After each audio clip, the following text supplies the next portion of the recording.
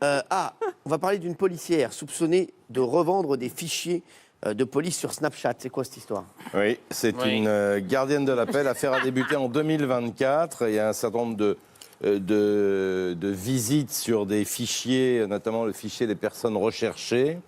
Et l'Office, qui est un service de police, qui est l'Office anti-cybercriminalité, qui s'appelle l'OFAC, découvre que sur Snapchat, il y a une proposition de consultation de fichiers de police.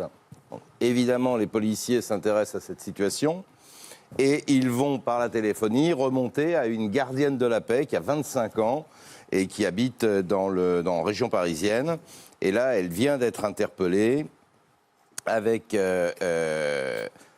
toutes les preuves. Elle est mise en examen pour détournement de la finalité d'un fichier, transmission frauduleuse des données, issue d'un fichier, violation du secret professionnel, recel de ces infractions, corruption active et passive, blanchiment de délits, etc., etc.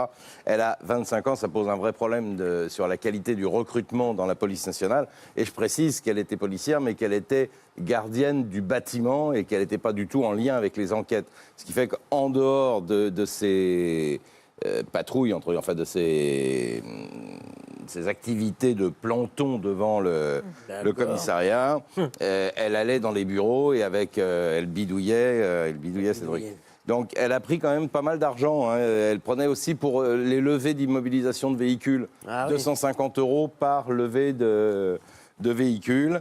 Et puis après, ça allait elle prenait pas forcément des grosses sommes, mais depuis 2024, elle a quand même détourné beaucoup d'argent, gagné beaucoup d'argent. Donc elle a été déférée et placée sous contrôle judiciaire en attendant d'être jugée. Et elle a bien évidemment l'interdiction d'exercer la profession de policier. Merci Michel.